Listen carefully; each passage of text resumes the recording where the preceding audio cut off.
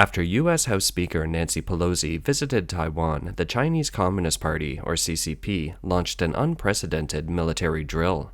This move was criticized by the US, Japan, and other G7 countries, as well as the European Union. The drill was supposed to end on August 7th, but on August 8th, the CCP suddenly announced that it would continue to conduct live-fire military exercises in the air and sea space around Taiwan. In the face of the CCP threat, the US military has further deployed its deterrence posture in the Indo-Pacific region. The aircraft carrier USS Reagan is currently en route to the South China Sea, and the aircraft carrier USS Lincoln will expand its activities in the Indo-Pacific region. Meanwhile, the U.S. Army is considering deploying a multi-domain task force in Asia with missile, electronic, and cyber warfare capabilities. Biden speaks for the first time in response to the CCP military exercises. On August 8th, Biden gave a brief interview as he boarded a plane in Delaware for the flood-stricken state of Kentucky. He expressed concern about the CCP's massive moves in the Taiwan Strait, but he didn't think the CCP would do more. This is the first time Biden has expressed his views on Pelosi's visit to Taiwan and the CCP's military exercises around Taiwan. I'm not worried, but I'm concerned that they're moving as much as they are. But I don't think they're going to do anything more. It was a wise move of the Speaker to go to Taiwan? That was her decision. Thank you. Are you still going to do student loans? U.S. officials say no change in the U.S. assessment of China's military invasion of Taiwan by force. On August 8th, when Colin Kahl, the U.S. Undersecretary of Defense for Policy, was asked whether the Pentagon's assessment that the CCP won't attempt a military invasion of Taiwan within the next 2 years has changed following Pelosi's visit, he said no. Clearly, the PRC is trying to coerce Taiwan. Clearly, they're trying to coerce the international community. And all I'll say is we're not going to take the bait, and it's not going to work. So it's a manufactured crisis. That doesn't mean we have to play into that.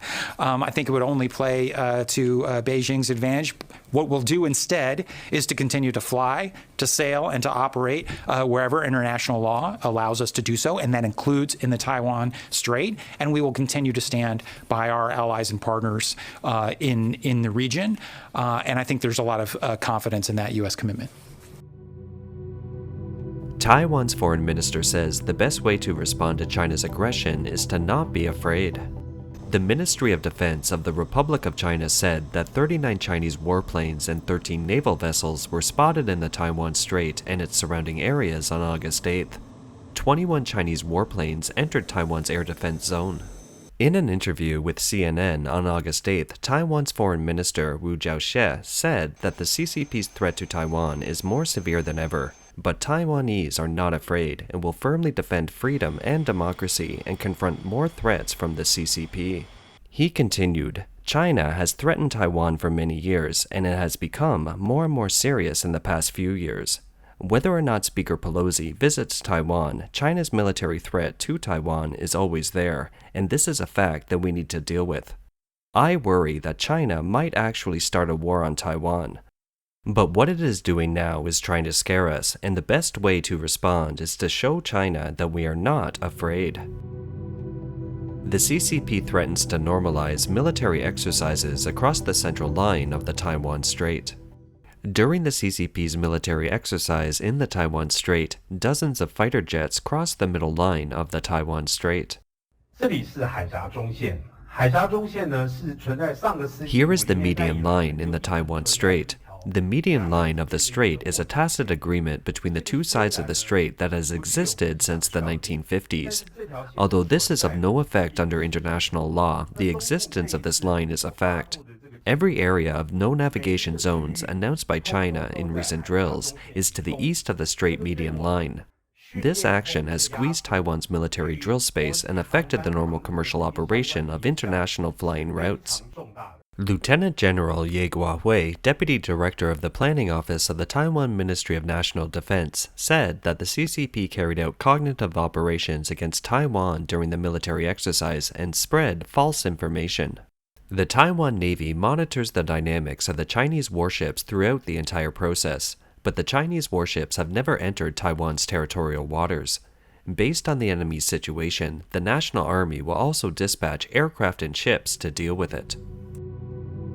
Negative propaganda against Pelosi appears in Taiwan. People remain calm. During Pelosi's visit to Taiwan, in addition to being attacked by the mainland official media and little pinkies, abusive propaganda materials also appeared in Taiwan. The screens of 7-Eleven stores and Taiwan's railway's Zuying Station have seen insulting words about Pelosi. The websites of various government ministries have been repeatedly hacked. The executive yuan has instructed that CCP-made information and communication products be banned, including those used in public institutions.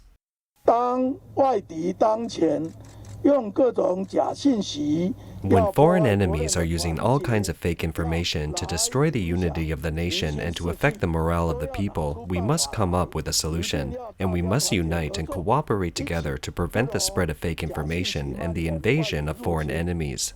I hope that the public and private sectors will work together in solidarity to resist foreign invasion. The Chinese military exercises deliberately raise tensions in the Taiwan Strait. It uses false information such as communist warships have entered the territorial waters near Hualien in an attempt to affect Taiwan's morale. The Air Force's 5th Tactical Mixed Group stationed at the Hualien base not only asked the nation not to be fooled, but also demonstrated its determination to defend national security by using F-16V fighter jets to carry out continuous patrol missions. Despite the global fears of a possible military conflict caused by the CCP's live-fire drills, the atmosphere in Taiwan remains calm, and life goes on as usual, with packed restaurants, crowded public transportation, and busy night markets. I'm not worried about our national defense because we have established quite a lot of defense preparations and hardware, including electronic devices, unmanned aerial vehicles, as well as missiles.